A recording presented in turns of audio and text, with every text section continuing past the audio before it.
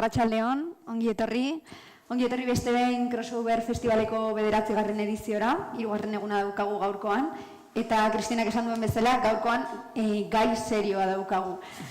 Gaurko mainguruak streaming aroa, izenburupean aurkeztuko du streaming plataformen egoera, eta lehenik eta behin gure gonbidatuak aurkeztu nahiko nituzke. Hortik hasita Katix Agirre, euskal idazlea, ikus-entzunezko komunikazioan doktorea eta EHUn irakaslea. Hamek ez dute eleberriaren idazlea zara, gero zinemarako egokitzapena egin zuten Salve Maria izenburuarekin. Kristina Zorita, kazetaria gidailaria eta zuzendaria, eta hemen lista handi bat daukat, irakurri egingo dut, Aizeko kidea, Feroz Sarietako epaimaikidea, hemen elkarteko sortzaileetako bat, eta ITBren parte den pantaila handiak blogaren zuzendaria izan zara. Izan naiz, bai. Izan zara. Desagertu da delako, baina hortaz gain munduko zinema jaialdi askotan ibiltzen zara lanean. Eta azkenik nire ondoan Urtzi Urkizu, kazetaria eta idazlea, Berrian egunkarian sortu zenetik, bertan ikusentzunezkoetako espezializatua zara. 24ean Txoria, Odei artean ETB lehen eta gero liburu argitaratu zenuen, eta 2025ean Europako Midas kazetaritza saria jaso zenuen. Eta gaurkoan, zure azken argitalpena aurkeztera zatoz gurekin, streaming aroa. Hala da, ezta? Bai, eskerrik asko. Bueno, kurrikulum luzeak aipatu ditut, badakit, baina gaurkoa bereziki garrantzitsua izango da, apur bat kokatzeko streaming plataformek izan duten ibilbidean, eta beraien esperientziak garrantzitsua izango da hauen inguruan hitz egiteko.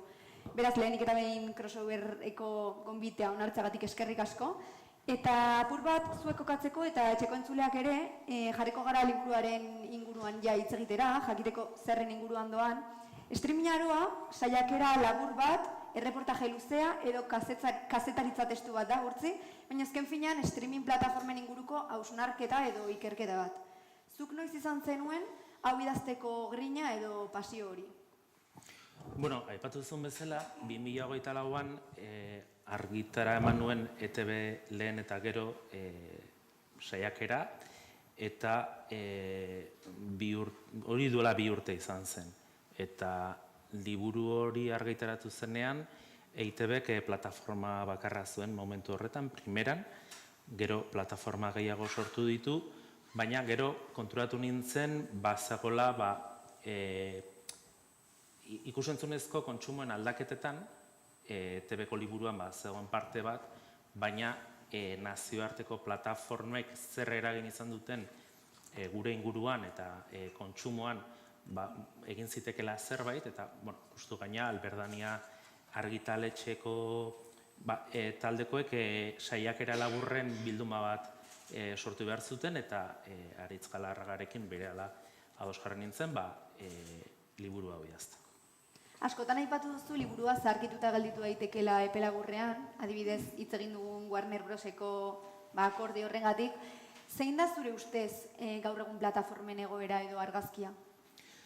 Hori, esan bezala, aurreko batean ere, estatu batuetan sektoreko batek esan zuen, orain esaten dena, 5 minututan zaharkituta gelditu daiteke, eta etengabe daude berriak, etengabe ari dira gauzak gertatzen, baina hor titular bat botatzekotan, Garazi Goiak berak bota zuen batean, eta horri buruz galdetu nion, dela Netflixek irazi duela plataformen gerra hori. Netflixen inguruan hitz egitera pasa aurretik, galdera ireki nahiko nizuek ez zueleren eskak, zein da zuen erlazioa gaur egun streaming plataformekin? Bueno, hasiko naiz ni. Beitu nik bi ditut, baina egia esan eta hori oso itxosia da hemen esatia, baina oso gutxitan erabiltzen ditut, zoritxarrez, porque gauza asko daude, lehen hori epatu dezun bezala, hori Feroz Sarietan nago, eta orduan, igual ez dakit noiz azten geha, baina igual urritik egoten gera propio daukagun plataforma bat begiratzen, hori gero ez da bedatzeko. Eta gero ni oso zinezalea naiz, eta zinera juten naiz ia egunero. Osea, ia egunero ez, ia astero. Orduan, azken batean, plataformak erabiltzeko gutxi. Horrena, adibidez beste bat, hori Netflix eskura daukat esateako, nik etxean ez daukat Netflix, baina eskura daukat eta horrein engantzatuta nago serie batekin. Osea, naiz un poco, ez dakit nola esan gora eta berak egiten ditut, ez? Ni HBO daukat, eta nik eskatutan egon, zer gertatzen den HBO-rekin, porque azken batean Netflixek erosten batzu gauza bat, baina orain ematen du beste batek erosi bat duela, eta gainera, bueno, badakigu ze lerro politiko daukan edo ideologiko dauka, eta horrek eskatzen nau, eta gainera uste zure liburuan enpatzen duzu, ez? Orain kirolarekin sartu dira, eta nik Pariseko Olimpiadak HBO-n ikusi ditu, hori aukera mandutelako, eta hori aprobetsatu nuen. Eta gero filmin, eta niretzako da nire, bueno, filmin gehiago ikusten dut, esan behar dizut, baina, bueno, bai, hortik. Egia esan, ez dut asko kontsumitzen, beste gauza asko dauzkadalako tartean, baina, bueno, bai, esati dut, orain engantzatuta nago, serie batekin. Eta zein da? The Diplomat. Osea, que bai. Gainera, bueno, pertsonaia emakumea eta sortzaileare emakumea, nik uste gauza asko ditu, aparte politika, claro, eta nazioartekoa, eta, bueno, gauza asko ditu nire engantzatzeko, baina bai. Bueno, arratsaldeon eta eskerrik asko, hona etortzera gonbidatzeagatik. Neure harremana streaming plataformekin, zesan dezakete, estua, eta egunerokoa. Ja, streaming plataformak oraindik gurean ez zeudenean, modu legalean, behintzat ez zeudenean, orduan ere, pirata bat nintzen, eta niretzat, kuebana bezalako ezakit norbait gogoratuko den hemen, web horri hori, plataforma ilegal hori, argentinarra, hor sekulako kontsumo egin nuen, eta gero, ja legalki egin izan dugunean, handik eta hemendik ibiltzen naiz pikatzen, ez beti arpidetuta, betiko arpidetza bakarrik filminen daukat. Hori guztiz fidela naiz. Ez dut asko ikusten ere, egia esan, orain pentsatzera jarrita, baina automatikoki errenobatzen dut arpidetza urtero, baina bestela, serie bat ateratzen bada beste plataforma batean, hilabete baterako hartzen dut, edo lagunen bat ikusten dit, pasaitza. Filmin zaleak gara beraz, ezta, lagun artean. Egia esan, gero sartuko gara Euskal Edukietan, baina Euskal Eduki nahiko txo daude filminen, eta babestu egiten ditu era batean. Zinema aipatu duzula, Kristina, hasiera batean behintzat Netflixek bazuen zinemarekin lotura handia, ez? Azkenean pelikulen alokairuarekin hasi zelako. Zein izan zen zuen kasuan zinemarekiko lotura hori sorrarazi zizueden filma? Niretzat beti zaila da esatea bat, podiumetan ez naiz ona podiumak betetzen, eta orduan blokeatu egiten naiz horrelako galderekin, baina bai gogoan daukat, ni 80ko hamarkadako kumea naiz, eta uste dut perspektiba historikoarekin oso hamarkada ona izan zela familia edukientzako edo umeentzako pelikula horietan Hollywoodetik zetorren eduki mota hori, momentu horretan, titulo mitiko asko eman zituen, eta guztiak ditut oso gogoan, eta saiatu naiz berriro ere seme-alabekin ikusten, eta berriro konprobatu dut oso eduki kalitatezko handikoak zirela, ez? Ez dakit, guniak, edo Cariño encogido a los niños, edo lako, nire adinekoak zaretenok, seguramente gogoan izango dituzuenak, ez? Orduan ez daukat bat aukeratzeko. Zinema bazen nire hortzaroaren parte importante bat, eta zinema eta seriei buruz ere ari garenez, nik aipatu behar ditut ere, garai horretan, 80ko hamarkadan eta 80ko hamarkadan, baita ere estatu batuetatik zetorren sitcomaren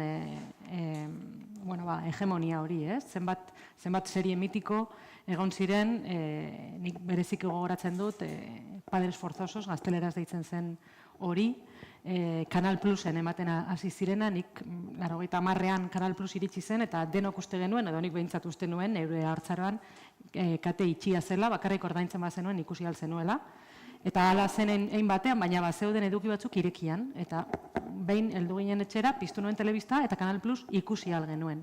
Nik pentsatu nuen hori sorginkeria bat zela, bakarrik nire etxean gertatzen zela eta sorte hori izan genuela, eta Padres Forzosos ikusi ahal izan genuen, aizpak eta biok, eta geratu ginen txoratuta, serie horrekin, erabat jarraitu genuen, behin baino gehiagotan ikusi, superpop erosten genuen, posterrak etortzen zirelako, serie horrekin, eta ordan, agian gehiago markatu ninduen serie horrek edozein pelikulak baino.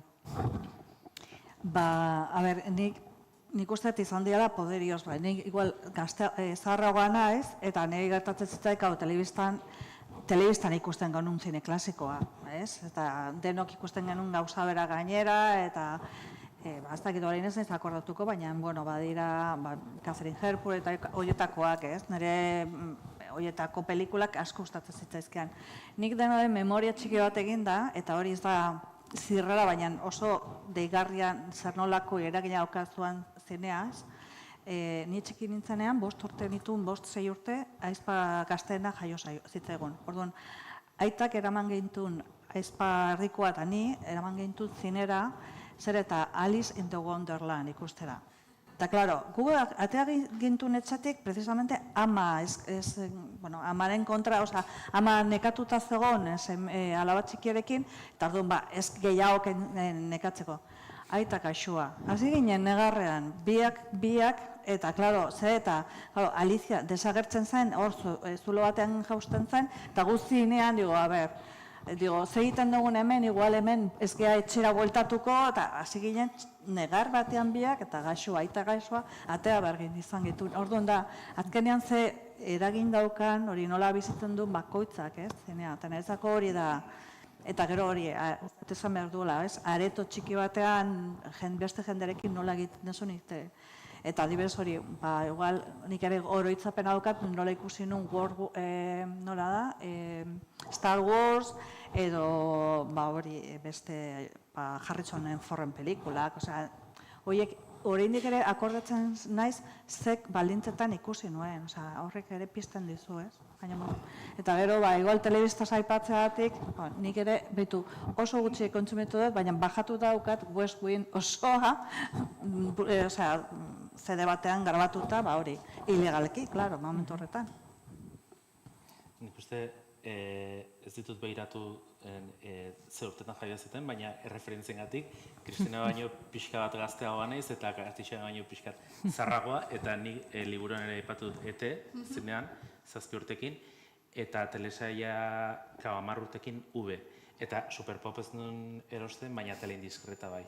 Eta gaina gogatzen naiz, nire adinkide batzuei teleindiskreta erostea ez zioten guztien, baina nahi bai, eta hori, eskerrak nire Donostiko amonak guztien zela teleindiskreta erosten, eta V-ren material gaigarrea. Bueno, V, behitu aurrekoan epatu genuen V, guretzako izan zen oso... Eta ni agordatzen naiz, unibertsitatea joten nintzela lehioara, eta autobusez, eta kontatzen genuen dinasti eta Falcon Crest da gure garaiko Korea, Niritziaten usten, V ikusten. Eta kaso egin nien. Beldurrezkoa zen. Horrenik ez dakit, ez dut inoiz ikusi. Beldurrezkoa zen V, bai ez? Ikusiko duzu, gero gauean behiratu. Suposatzen dut, kontsumo asko aldatu dela, kontsumo eredua bereziki aldatu dela zuek telesaioiek ikusten zenituztenetik, gaur egun arte. Urtzik liburuan aipatzen du, liturgia zen telebista ikustea, errito bat. Orain kontsumoa desakralizatu egin da. Adosta zaudete honekin? Bai, jakina. Hori gertatu da gainera bizitzaren arlo guztietan, ia ez? Kontsumo azkarraren garaian bizi gara, dena digitalizatu da eta dena daukagu eskura literalki, ez? Telefono bat dugun heinean, edo zer gauza, sentipen horrekin bizi gara, edo ilusio horrek bizi gaitu, ez? Klik bat egin eta dena izango dugula eskura, eta ikusentzunezkotan zer esanik ez. Ja gaurko umeek ezin dute kontzebitu, ez dakit, serie bat izango dela asteartetan, arratsaldeko 5:00. Eta hor egon beharko dutela, eta ez badaude, galdu egingo dutela, ez? Hori pentsa ezina da gaur, guk sortea dugu, hori bizi izan dugula, gogoan dugula. Eta otezare liburan ere aipatzen da, ez? Nola, azken batean bakarra zagoenez, edo bakarrazten momentu horretan zagoena, denek hitz egiten genuen horren inguruan. Adibidez guri gertatzen zitzaigun autobusek joten ginen, eta libura irakurtzen zenun, porque orduan mobilek ez zauden, ez da pentsatu ere, baina aparte, ez dagoen. Eta orduan, hitz egiten genuen gure artean, igual zen, hori, bezperan ikustako Falcon Crestaren kapitula, ez dakit Falcon Crest edo dinastiko tokatzen zen, baina horren inguruan hitz egiten genuen. Eta hor bat zegoen, hartu hemen bat, gaur egun da, bakoitza mobilarekin, autobusean, metroan, dena begiratzen ikusten nahi diena, edo abioian, eta ikusten nahi dien seria, eta izan daiteke zuki ikusten nahi zeana, edo beste batek, edo beste gauza bat, hori da kontua. Hala ere, naiz eta hainbeste gauza izan eskuan, ez, kontsumitzeko, liburuan aipatzen da ere kontsumoa era batean bideratuta egon daitekela. Uste duzu hala dela, ikusten duguna beraiek nahi dutena bideratzen digutela kontsumo hori? Bai, jakina, nola bestela, ez? Katalogoak infinitoak dira, orduan ezingo genuke sartuta, batzutan oso gauza konkretua badakizu badagoela eta basoa zara. Baina eguneroko errutina horretan, zuk nahi duzuna da, piztu, plataforma horretan sartu eta topatu, azkar, asetuko zaituen zerbait, ez? Eta horretarako lanean daude, plataforma horiek, etengabe pertsonalizazio horretan lanean, zuri azkar emateko eduki bat, zeinetan klik egingo duzun azkar, ze badakite, uste 2 minututik aurrera, baldin bazaude bilatzen, plataforma hori usteko probabilidadeak gora egiten du, esponentzialki 2 minutu horietatik aurrera, ez? Ordan lan egiten dute, berehala engantzatuko zaituen zerbait horren, edo hori zeure aurrean aurkezteko. Beraz, alde batetik logikoa da, normala da, kontua operatibo bihurtualizateko, baina beste alde batetik, klaro, horrek efektuak ditu, ez? Zer ikusten dugu, baina hori pantalla baten aurrean jartzen garen guztietan gertatzen da. Uste dugu badugula askatasunaren ilusio hori, eta benetan ari gara ikusten esaten digutena, ez? Inkluso YouTubeen sartzen zara bideo bat ikustera konkretuki hori nahi duzulako ikusi, baina berehala beste bat dator, zuk aukeratu ez duzuna, eta ziurrenik geratzen zara, ez? Edo musikarekin. Kanta bat jartzen duzu, plataformaren batean, kanta hori entzuna dizulako, baina gero datorrena, ez duzuk ja aukeratu, ez? Igual aukeratuko dugu, ikusten dugun edo kontsumitzen dugunaren, ez dakit, plataformen arabera, baina igual 100%. Eta 180 beste norbaitek aukeratu du guretzako, ez? Baina askotan ez gara konstiente. Eta pentsatzen dugu, eskuetan dugunez, gu dugula kontrola, ez? Guk ez dugu kontrola. Kontrola makinak du, kontrola du makina horren jabeak edo makina hori programatzen duenak. Eta nola egiten da adibidez estrategia aldetik, pertsonalizazio hori, edo kontsumoa bideratzeko estrategia? Horiek jakingo dute, ze gauza horiek algoritmoak beti daude sekretupean, ez? Hori da plataforma hauen benetako aktiboa, beraien algoritmoa, nola elikatzen den eta nola gainera ari den aldatzen etengabe. Orduan, zehazki ezin da jakin, ez dute esaten, baina sartzen garen bakoitzean, plataforma batean sartzen garen bakoitzean, gure klik bakoitza evento bat da, ez? Horrela esaten diote, eventoa deitzen diote. Klik bakoitzak zerbait esaten du gutaz, eta klikak da, ez bakarrik ze titulutan klikatzen duzun, baizik eta ze tituluari paso egiten diozun, edo, batetik bestera nora zoazen, edo zenbat denbora ematen diozun bakoitzari, atzera aurrera egiten duzun, inkluso ze dispositibotan ari zaren, batzutan igual telefonoan zaude, beste batzutan telebistan, orduaren arabera, dena dakite zutaz, hori da gauza bat askotan esaten dena eta jendea ez da erabat konstiente zenbat dakiten gutaz, esaten dugunean ezke gure datuak hartzen dituzte, jendeak oraindik uste du dela gure izena, gure adina, eta ez dakit zer, ez da hori bakarrik, da egiten dugun guztia, eta egiten dugun guztia, hor ez dago gezurrik, da Google bezala ezin zaiola gezurrik esan, esan aldiozu gezurra medikuari, baina Googleri galetzen diozunean zure sintomaren batengatik ez diozu gezurrik esaten, ez?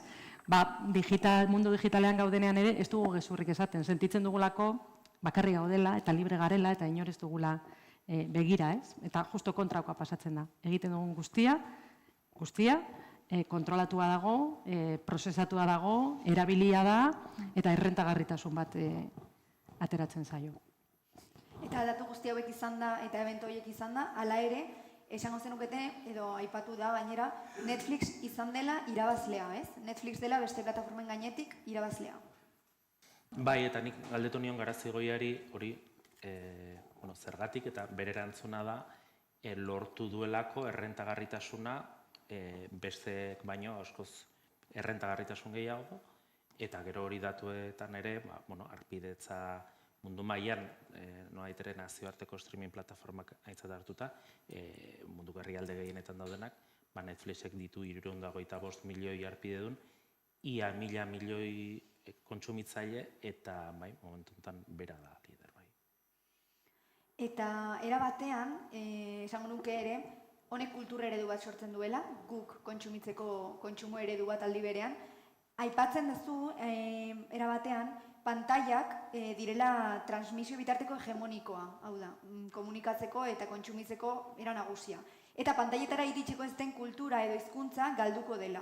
Gaizka Arangurenek aipatzen du. Zein da, zentzu honetan, Euskal Edukien egoera, plataforma hauetan?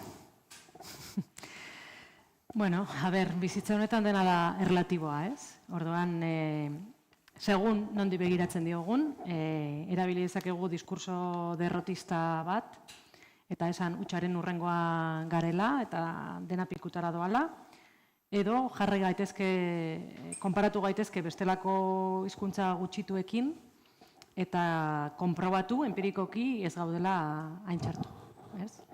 Orduan, noski atzera egin dugula, azken hamarkadetan, nabarmenki atzera egin dugu, baina besteek oso aurrera egin dutelako. Lehen aipatu dut nire haurtzaroa, telebista kate horiek, lau ziren, hasieran, gero eta guk ETB genuelako, beste toki batzuetan ez zeukaten ETB-erik. Gero etorri ziren pribatuak, baina horiek 3 izan ziren, beraz, bueno, 7 kate baldin badituzu, eta bat euskaraz bada, proportzionalki izugarria da. Baina gero gertatu zen, telebista katek gora egin zutela, satelite bidezko telebista zela, fibra bidezkoa, gero ja telebista digital, lurreko telebista digitala heldu zen, da ja batean 100 kate berri, eta gero ja internetari esker edo streamingari esker mundu osoko edukiekin konektatuta gaude, gure eskura ditugu, eta hor ikusten dugu euskarazko edukiak geratu direla erabat lurperatuta, eta proportzio hori, lehen esan badut 7, orain izango da, ez dakit, 1,70,000, edo lako zerbait, edukiei dagokionez, tituluei dagokionez, agian hortik dago proportzio hori, ez? Orduan, egia da oso atzera egin dugula, besteek oso aurrera egin dutelako, biderkatu egin delako guztia, eta orain mundua delako kompetentzia, ez? Ez mundua erabat, ze askotan hitz egiten dugu munduaz, eta estatu batuak edo mendebaldeaz ari gara, baina edozein kasutan munduaren parte handi bat, eta importante bat, ez? Baina lehen esan dut, segun zerekin konparatzen garen, ze, euskarak hor dirau. Bizi izan dugu garai nahiko ilun bat, euskarazko pelikularik ezen egiten, eta etzen egin, hamarkada eta erdiz, etzen egon, eta hasi zen euskarazko zinema 2005 urtean, eta ordutik erregularki egon dira tituloak urtero, batzutan 2, beste batzutan 4, baina badago erregulartasun bat, badago industriatxo bat, eta ez du ematen desagertuko denik, egun batetik bestera, eta azken boladan ere badugu telebistako fikzioa, o fikzio seriala edo seriak ere baditugu, hor ere utxune handi bat egon da, eta ari gara apur bat berreskuratzen, ez? Orduan, kontuan izan da Euskara hizkuntza gutxitua dela, egotea bakarrik ja bada asko. Eta hori askotan ez dugu ikusten, baina konparatzea besterik ez daukagu, ez dakit, galesarekin, Euskara eta galesa askotan konparatzen dira, beraien ezaugarriengatik, ez? Hizkuntza, hiztun kopuru antzekoa, gainera alboan daukate ingelesa bezalako hizkuntza hegemoniko bat, eta horrekin konparatuta adibidez, oso ondo gaude. Eta Europako beste hizkuntza gutxituen patua gaur egun da ikusentzunezkoetan ez egotea, ez daude, gehienak ez daude. Eta euskara badago, katalana badago, nabarmenki, oso indartsu, gainera, oso indartsu, txikitasun horretan, eta bigarren euskara dago. Europako hizkuntza gutxituak kontuan hartzen baditugu. Orduan, hortik ere begiratu alzaio. Egon bagaude. Beitu duela gutxi egon nintzen Vilnan, Lituanian, justu duela 4 urte, ez gehiago. 2018an Europak egin zuen horrelako zuzenta arau bat, eskatuz, bai plataformetan plataformetan dauden eduki guztietatik 30% Europarra izan behar dela. Orduan, egin zuten horrelako ikerketa bat lau unibertsitateen artean, eta bat zen Vilnako unibertsitatea. Eta beraiek esan zuten, eta nire atentzio mantzean, Netflix inoiz ekoitzi Lituanian. ez zaila interesatzen merkatu bezala. Kezkenean naiz eta herri baten edo estatu baten hizkuntza izan, ez zaila interesatzen. Eta bereiek dagoena bakarrik da, batez ere, baina hori Netflix ere sartu, batez ere egiten dute, ez dute ekoizten telebista saiorik, egiten dute batez ere zinea. Lituanian egiten dena da zinea. Osea, zinea pantailetara juteko, zine aretoetara juteko eta gero pantailetara. Eta justo ni iritzen nintzen hotelera eta zer ematen nahi zien La Promesa. Osea, hoteleko telebista jarri nun, ohitura hori doka, telebista jarri nun, eta zer ikusi eta de repente telebista, bertako kate publikoan La Promesa, itzulita ez, ze horiek daude, horiek dira, nola da, Sobiet Batasunetik etorritako kultura daukate, eta zeitan da, entzuten duzu gazte, jatorrizko bertsoan, eta gainetik norbait lokutatzen. Hori, bere goituta daudelako. Baina gutxago da, akordatzen naiz, gurekin gu gonbidatu gintuen irakasleekin eta berak ez duzun. Baina nola egiten dute hori? Ezin dezu jarraitu. Ez dezu, guk ez gaudelako ohituta, baina hori da Sovietardetik datorrena, Moskun eta horrela ikusten dute telebista. Baina, hori Lituanian etzen ekoizten, etzen telebista ekoizten serierik, porque ez da interesatzen, eta hori, eta estatu bat da, eta gero, komentatu duzuna, nik adibidez, duela urte batzuk egin nuen ikastaro bat gido egintzan, eta etorri zitzaidan galeseko tipo bat, eta berak esaten, hori eske, enbidia pasatzen, enbidia ematen diegu, hori, gutxiengo beste herridari,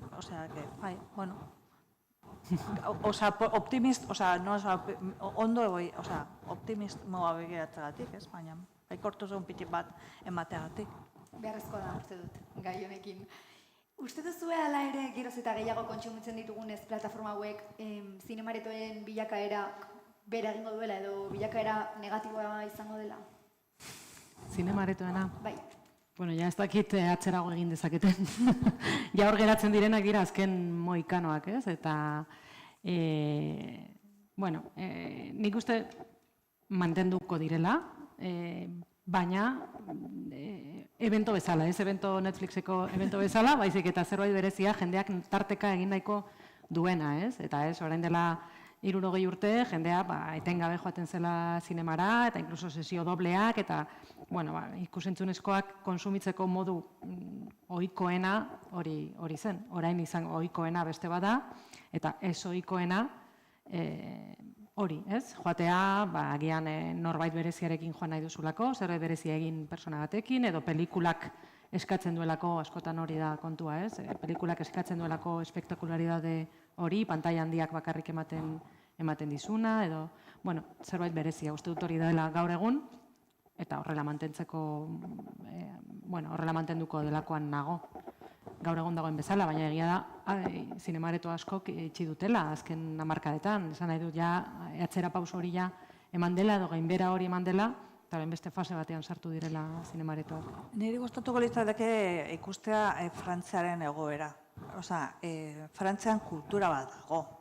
Alegia, nire gertatu zitzaren oso gauza kuriosan, Baionara jo nintzen behin asteazken batean, eta badakizue, hezkuntza sistema asteazkenetan da jai moduko bat, ez? Orduan, derrepente jo nintzen zinera, Atalantera goizeko 10etan edo 11etan, idigo, zama jende gazteak. Eta eskolak ziren institutokoak, bereiek egiten dute horrelako saioak, juten dira institutoan, pelikulat ikusten dute eta gero lantzen dute pelikula horren inguruan zerbait. Eta adibidez, nola da, hainbat pelikula badukate gehigarri modura, gero horiek ikasteko. Eta gira esan, oraindik Frantzian jendea juten da pelikulak ikustea, zinea juten da, dago kultura bat, baina gero sartzen dira hori plantailen eta horien kontra komplikatuago da. Baina hori da hemen askok errebindikatzen nahi diena, ez? Kultura hori eskolatik zabaltzea. Alegia ez bakarrik pantailetan, baizik eta pelikulat ikusi eta gero aldamenekoarekin hitz egin pelikula horren inguruan. Baina, egia egia da, bota gurtzi, bota? Ez, hori justu, Katixaren lankide batek, unibertsitateko irakasle batek aipatzen zidan, zenbat kostatzen zitzaien ikaslek arreta mantentzea pelikula bat jarri eta ordu terdi edo ez dugu esango 2 ordu, baina ohituta daudelako gaur egungo ikasle asko TikTokeko 10 segundutako bideoietara eta horrek ze eragin izan duen ikus-entzunezko kontsumoan eta zineman. Hori batetik Katixak aipatu dezake, baina baita ere gaineratzeko hor liburuan jasotzen dudan momentu batean zinemaretoena esaten zena bai beraka asko jetxi dela, baina pelikulen formatua da ordu terdiko hori, historio bat kontatzea ordu terdiz edo 2 orduz.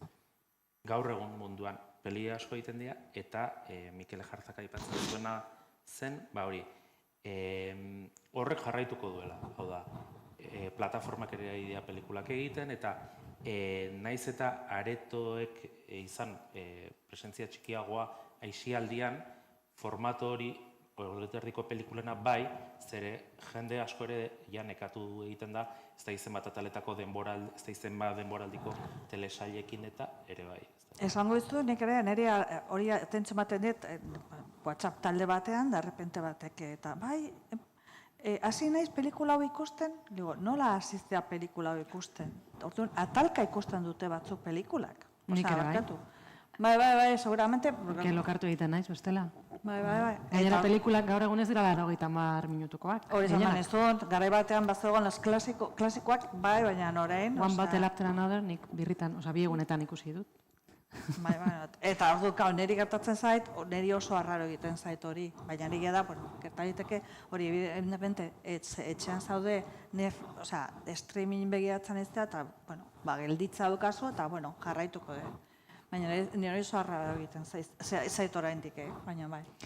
Niretzat oso seinale ona da, pelikula bat osorik ikusten dudanean, lotara joan gabe, ez? Hor, baina gutxienekoak dira. Normalean nekatu eginago olako pelikula luze bat ikusteko eta bitan ikusten dut. Nire gertatzen zait, aurrekoan nola da, zeineiaria nekatu baina ez, eta gainero adibidez, telebista, Espainiako telebistan eta hemen Euskal Herrian ere, azkenean noiz jartzen dituzte pelikulak, gabeko 10etan. Horrekoan, konfaldaz jaloloko hasi zintzen ikusten, eta lo geratu nintzen, oherako nintzen pelikula bukatu gabe. Orduan, klaro, hor daukazu, streamingez daukazu, horiek horrela ondo begiatzen, zuk nahi dezunean, klaro, hori da aukera hori. Agenda ja ohitu da, pelikulak nahi duenean ikusteko ez itxoitea, noiz hasiko dan telebista kate konbentzionala pelikula hori ematen, ez? Egia da, era horretan ere kontsumo aldatu dela, ez ohituta gaudelako Kristinak esan duen bezala, ez bait bukatzen, nun baiten ukiko dut, ez? Arraroa da ja gaur egun pelikula bat ez eukitzea nun baiten, beste daudenez.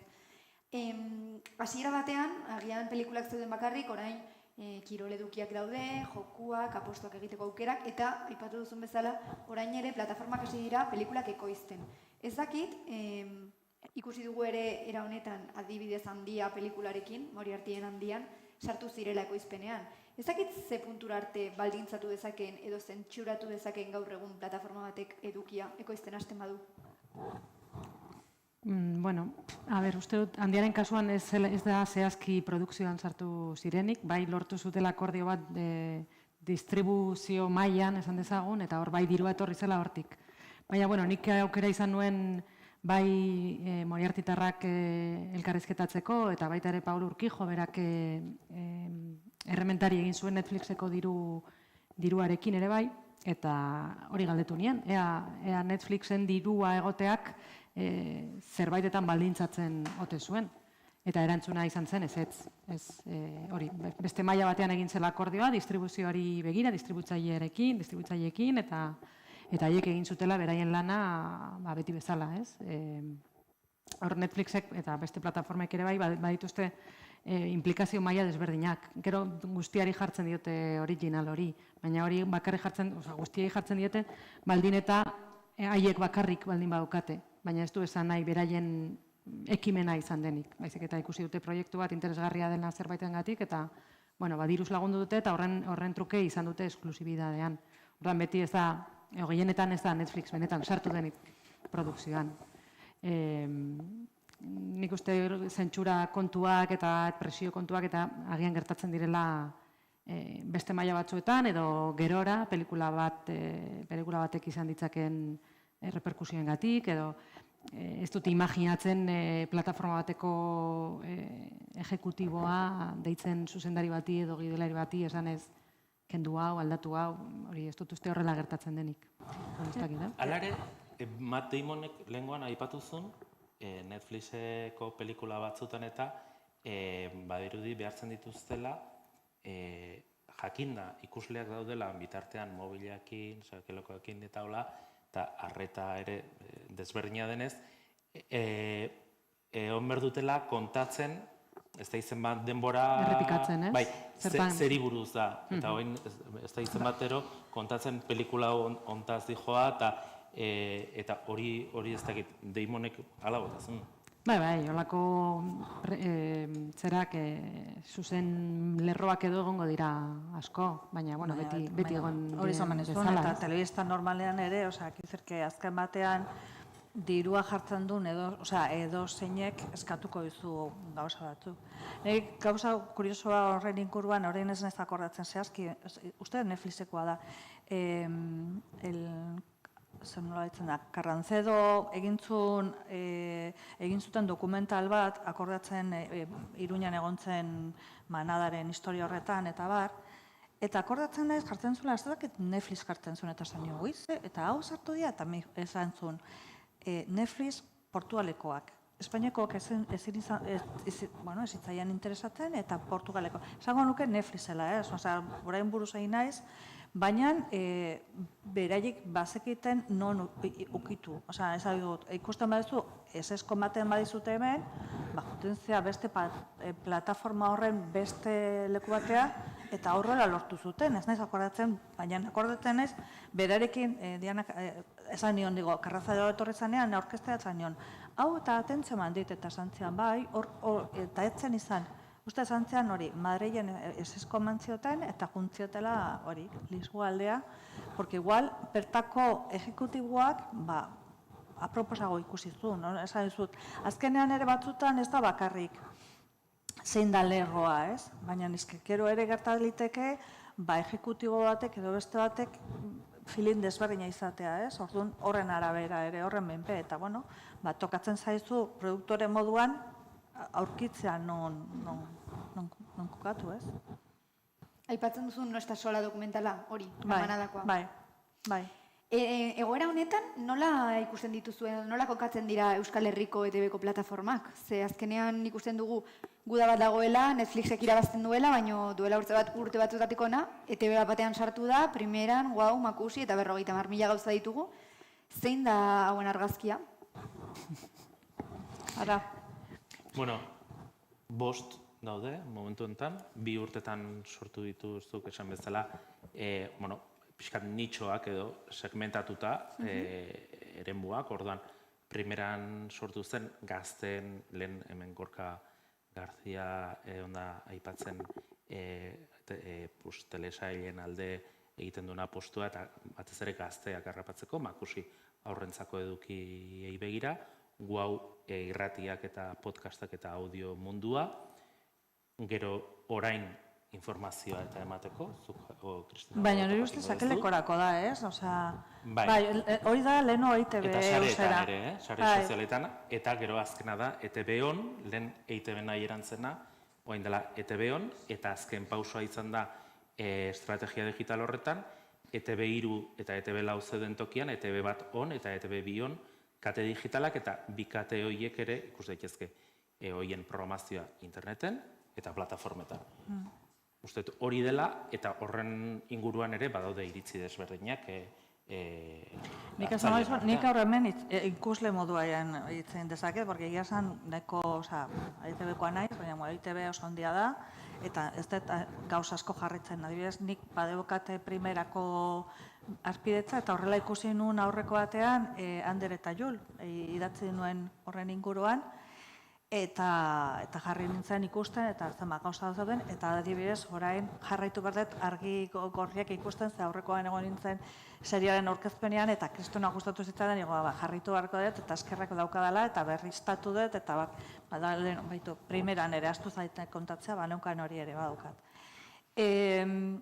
Nik uste, norbaitek esan zuen, aurrekoan ETV3 eta ETV4, guk akordatzen ez, komentu batean, komentatu ziaten digo, zenbat kanal behar ditugu. Eta zantziaten, franja bat dago, eta orduan franja horretan euki behar duzu aktiboa, eta horregatik sortu ziren 3 eta 4. Nire ere 3 esan ziaten, ez den bakarrik aurrentzat, kulturarako eta ez dakit asko ibile den horretan, edo ez. Zalantza daukat, hor azkenean da, telebista konbentzionala jarraitzen dugu ikusten, edo jarraitzen du jendeak ikusten. Porque badago jende bat, ez daukana antenarik. Arrakala handia dago adinari dagokionez. Adineko jendeak bai ikusten du telebista. Bai. Bueno, ez baina nera amak adibidez orain, pantailan dago. Telebista oso gutxetan, informatiboen ikusten du, alaba entzuteratik, baina hori da, zoritzarrez hori ere dago koska bat, hor dago nola gauden, no? Baina bai, adinagatik esate duzuna, jende asko ja direktamente tabletan, eta orduan.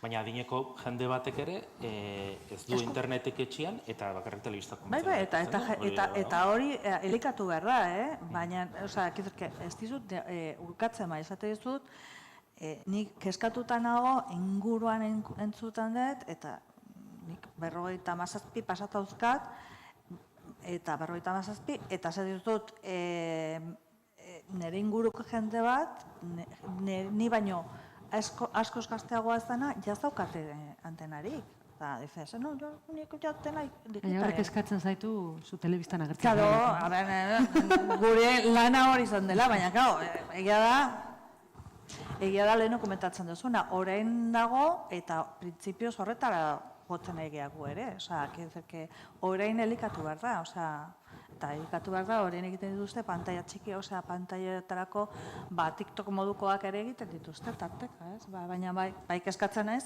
lehen ere lana hor da, baina kontuaratzen zea, zema jende esate dizu, no, nik digitala guztia digo da, baina, bueno, bai.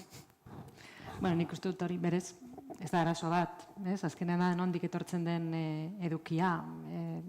Hori neutrala da, esan dezagun, segun eta nola erabiltzen den, eta hor gehiago eskatzen hau, ze berandu iritsi den ETB.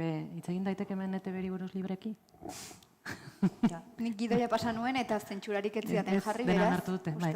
Bueno, ez, iruditzen zait, 2005an iritsi bazen YouTube, izan zera pizka bat streamingaren hasiera, teknologiak albidetzen zuelako hori bideoak azkar ikusi alizatea, ez lehen bezala gu gaztea ginenean, egoten ginela denbora pilo bat, bideo bat jeitsi arte, batzutan egunak bideo bat jeitsi arte. Emulez, edo?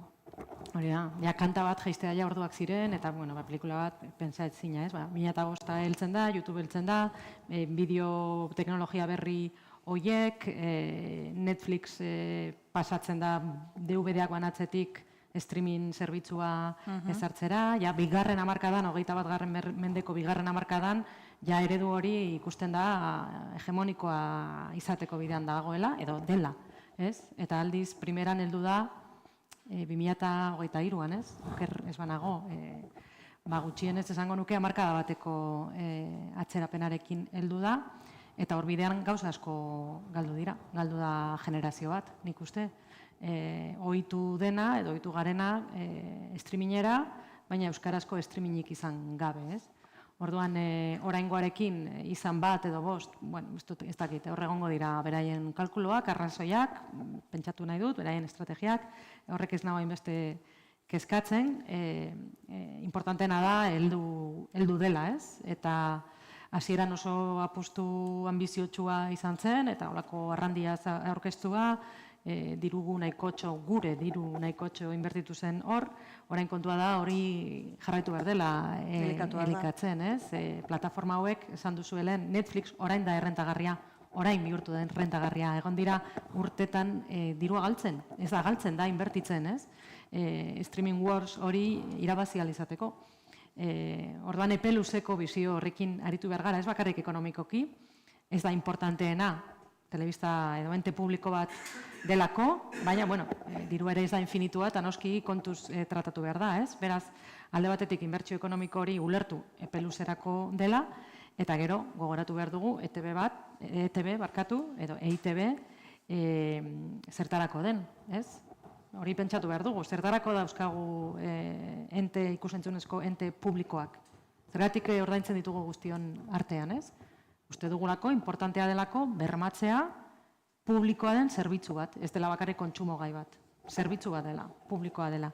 Eta gainera, EITB-ren kasuan, eta hala dio bere fundaziotik hori argi dago, euskal kulturaren eta euskararen babesa ere badago, eta bada bizkarrezurretako bat. Euskarak ez du aurrera egingo ikusentzunezko ere gabe. Hori nahiko argi dago, ez? Orduan, bueno, zera bikoitz hori, zerbitzu publikoa, edabide publikoak behar ditugulako, agian, ez? Igual debate publiko aldatzen da, eta bapatean erabakitzen dugu ez, ez? Baina momentuz horretan gaude, baietz, bermatu egin behar dela zerbitzu publiko hori, osasungintza bermatzen dugun bezala, edo hezkuntza publikoa bermatu beharko genuken bezala, eta beste alde batetik, guretik, gure kasu konkretutik, euskal kulturarentzako klabea delako, eta horretarako ere sortu zelako EITB, ez? Orduan, bueno, labur bilduz, berandu heldu da, hori ja ezin da atzera egin, hori denbora joan egiten da eta ezin da atzera egin, baina behin hemen egon da, jarraitu ezagun babesten, eta jarraitu ezagun pentsatzen, hau oso serioa dela eta herri bezala oinarrizkoa. Euskararen babesaren izenean, primerak badu, Euskal Edukiak euskaraz estreinatzeko lehentasun bat. Liburuan urtzik aipatzen du irakurriko zenutenez, adibidez, desagertuta telesaiaren kasuan, primeranek estreinatu zuen euskeraz, gero Netflixek erderaz, eta hortik 5 hilabetetara iritsi zen euskarazko bertsioa Netflixera. Ez dakit, euskaraz naiz eta ez egon, garrantzitsua den euskal sorkuntzak plataformetan egotea, edo bermatu beharko genuken, gure azkenean eskubidea delako, euskaraz egotea eduki horiek plataforma handietan ere, primeranen egoteaz aparte. Hori ere zehaztu behar da. Claro, telesail hori grabatu zutela aldi berean, euskaraz eta gaztelaniaz. Bi bertsioak aldi berean eszena guztiak. Eta orduan, iazko udaberrian, estreinatzen zuten kapitulo bat astelenetan primeranen euskarazko bertsioa, asteazkenetan Netflixen gaztelaniazkoa, eta zuk esan bezala, Netflixera iritsi zen handik hilabete batzutara, eta udaberriko estreinaldi horren inguruan ere, talde euskaltzale batzuk esatu ziren, esaten zuten, Netflixen behar lukela ere hasieratik euskarazkoa, baina hor bakoitzak hitzarmenean edo nolabait ere koprodukzioan hala adostuko zuten euskarazko bertsioaren lehentasuna izatea primeranek eta EITBek. Horren inguruan ez da ditu daiteke noski.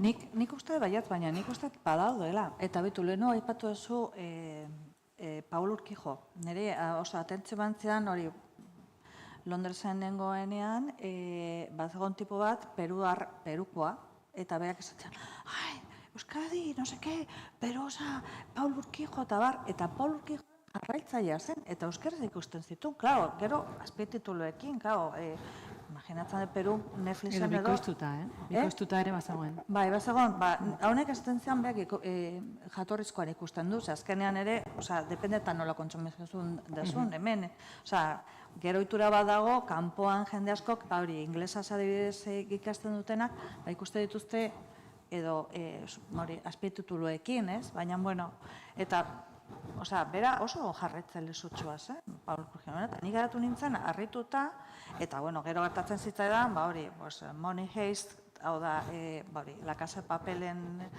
zeukan garrantzia kanpoan, txundigarria jutu zitzaidan, egia esan.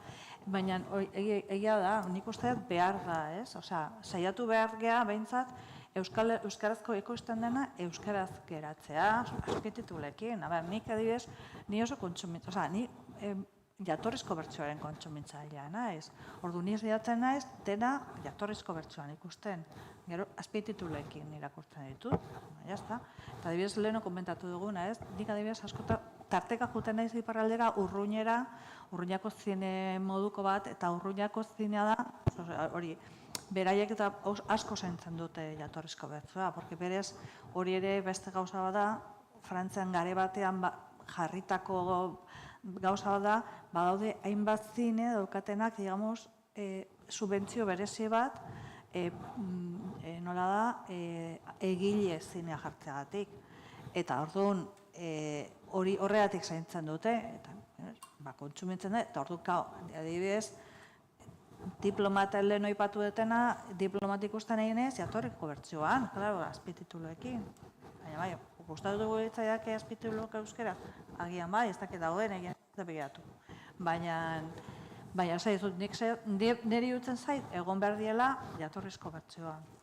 Bueno, uste dut galdera gehiago zela, ETBek izan duelako politika hau, de haiek bikoiztu badute, edo haiek egin badituzte subtituloak, haiek geratzen dira horrekin, ez? Eta adibidez, gertatu zen, uste dut, irabazi arteren kasua izan zela, Disneyra pasa zela, baina bakarrik gazteleraz. Ez? Ez zegoen bersio originala. Barkatu. Gertatu izan zen oso fuertea, ze jarri zuten, egun batean euskeraz jarri zuten. Eta batean norbaitek deitu zuen, ez? Urrengo gunean, kendu zuten euskerazkoa, bakarrik gelditu zen gaztelaniazkoa, orduz geroztik, bakarrik gaztelaniaz ikusi daiteke irabazi arte. Orduan bai, egon da, esfortzu aktibo bat ETBren partetik, euskara egon ez dadin, ez bada, beraien plataformetan, ez? Eta hau da, mentalidade bat, bueno, esango dizuet, errendik ez nago ziur, libreki hitz egin dezaketan honetaz, baina atera zuen konklusioak, ez? Zer nolako zentzua daukan horrek, panorama global batean ari garenean, zerbitzu publiko bati buruz ari garenean, euskararen babesari buruz ari garenean, EITBren oinarrietako baten moduan, ez?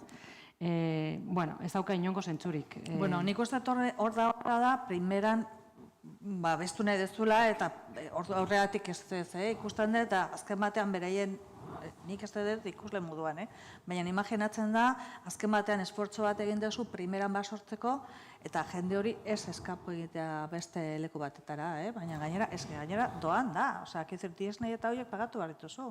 Hau, doaineko zerbitzu bat da, bakarrik izan eman. Nik gauza bat kontrakoa gertatu zaidana da, Ander eta Jul, pelikula zoragarria, eta lehen aipatu dezutenak, hori, euskaraz, bueno, euskarako, osea, hibrido bada, euskaraz eta gazteraz agertzen da. Baina, kuriosoa da, azpititulak bakarrik euskaraz daude. Osea, eta nik komentatu nahi nuen hori pelikula ikusteko, gainera esaten jo, streaminga tal, nota primeran tal, digo, kanpotik, hemendik kanpo ikusteko, gainera publikatu dut artikulu bat Kataluniako webgune bat, eta, klaro, digo, bale, baina orain, klaro, digo, ikustea badago, baina ikustea daude, azpitituluak bakarrik euskeraz daude. Osea, hemendik kanpo pelikula hori ezin dute ikusi, ez dago horregatik, baina igual, ez dakiz, nik aurrekoan norbaitik komentatu, nio, badago aukera, hemendik aurrera egin behar dutena da, azpititulu lau hizkuntzatan jarri behar esan txaten aurrekoan. Gero badago gauza bat, primeran argitaratu zenean, edo argitara eman zenean, edo plazaratu zenean, esan zutela, edo nondik ikusi altzela eduki horiek guztiak, eta hori ez da egia. Porque EITB bakarrik ditu, segun eta ze gauzena, bakarrik dauka, bere territorioan, edo agian Espainiar estatuan, uste dut Espainiar estatuaren kasua dela, eta adibidez, Valenciaga bai iritsi da primeranera, baina bakarrik, iparraldean ezin zen ikusi, adibidez. Baina kontrakoa gertatzen da ere, nire gertatu izan zai, arpidetu nahi izan nintzen, Frantziako telebistetan, arpidetza badaukat, baina jartzen naiz ikusten zerbait, eta repente, zure lurraldean ez dago, eta hori da, nik aleuzinatuta nago, supuestamente Europan ez daude mugarik. Kasu horretan badago. Zoritzarrez ez dago posibilitate hori, zuk esazu, lurraldetasun kontuagatik. Ez da zintezu, Euskal Herrian ekoiztutako, Ego Euskal Herrian ekoiztutakoak ez dira ikusi Ipar Euskal Herrian, eta kontrakoa ezin dezu Frantziako serie bat, telebista serie bat, hemen ikusi. Ezin dezu ez badezu hori bestera batea, baina adibidez France Televisioneko webgunean ezin da ikusi. Eta gauza ere gertatzen zen, eta orain ere gertatzen zitzaidan, BBC-rekin, baina BBC-ek dauka BBC Sound, nik jarraitzen nun irratikate bat, onlinein jarraitzen nun, eta orain ja ezin dut irrati hori entzun. Osea, azkenean izan, hauek muga horiek ezin ditut ulertu. Gogoratu naiz, barkatu itzultzea berriro irabazi arteko kontu adibide horta, baina kasu hortan, uste dut, errua batez ere Disney Plus. Eta uste dut ere, eta kasu hartan, zuraski, ez dakit, ez dut uste, ETB-ek izango zunik hor errua gehiago Disney Plusena, ze gainera aipatu behar da, plataforma hauetako batzuk, ez dakatelako inolako miramendurik euskararekiko eta hezkuntza gutxituekiko. Disney Plus da bat, Apple TV da beste bat, niz eta hoain ikusten izen seri bat Applekoa pila gustatzen, baina hori ez da kontua, ez dakate inolako ez, eta badaude beste batzuk, Sky Showtime, eta beste batzuk ez dutena ezer euskeraz eta ez dutela inolako borondaterik horretarako. Eta gero bestea, bai, patzen eginena iparraldean eta hori, Makusiren kasua da baita ere, nahiko adierazgarria, ze Makusi aurrentzako plataforman dukien 173 ezin da ikusi iparraldean. Nik hemen eskaera bat egingo nuke gure Europan dauden diputatu eta da hori begiratza zergatik gertatzen den, zergatik ezin dugu Europako hainbat herritik beste herrien egiten denena online ikustea. Osea, quiero decir que hain naiz plataforma, doako plataformak, dira, telebista-katen plataformak, alegia. Eta orduan, digo, zergatik ezin da hori egin. Badakit hori, ez dakit zergatik 2018an egin zuten zuzentarau horretan, ez dakit hori ikusi zuten, begiratu zuten, aurre ikusi zuten, baina nik bai eskaera egiten dut, hori, osea, orain dagoen muga hori kentzea, ezkenean gaindiz, mugaz gaindiko, osea, mugarik gabeko Europa batean gaude, baina ezin dugu beste herrietan ekoizten diren gauzak ikusi, eta ez da, osea, Netflixen bai, osea, izut... Bueno, alda, ordaintze bada, eskubide kontua da, eskubideak kudeatzen direlako herrialdez. Claro, horregatik, hori da kontua. Baina, horregatik zagatik badakit horti dela historia, baina... Balenciaga Disneyren zera batzen, Disneyk zeukan mundu osoan Balenciaga emateko eskubidea, baina EITBek bakarrik dauka bere lurraldean. Eta bere lurraldea ez da iparraldea. Maspalomas Hego Euskal Herriko aretotan bakarrik estrenatu da, eta primeranen ja ikus daiteke. Baina iparraldean eta Frantziako aretotan, handikan ez dute estrenatu, eta orduan beraz, iparraldekoek ere ez aretotan, ez plataformetan ez dute ikusi oraindik. Claro, hori da kontua. Bueno, gauza pila bat hitz egin ditugu.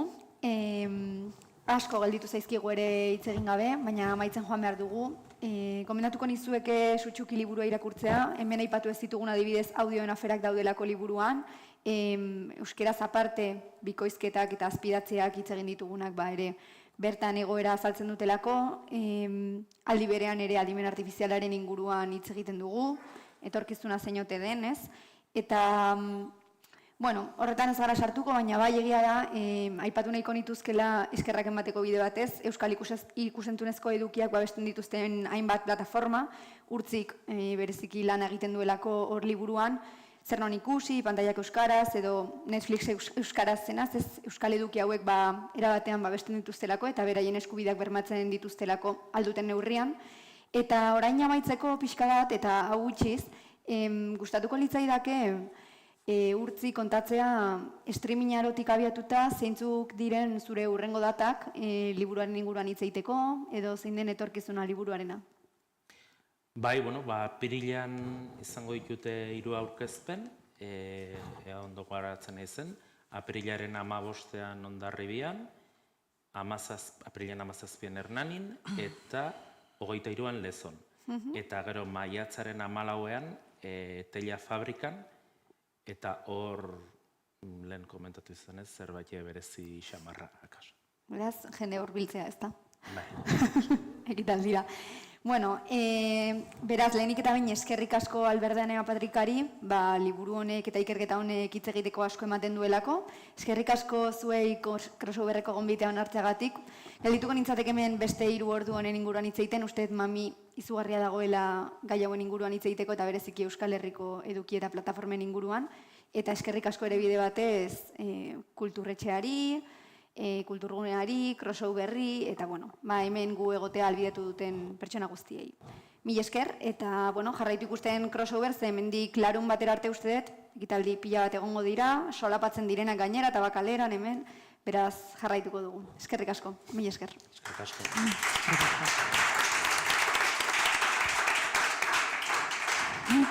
Jolasa.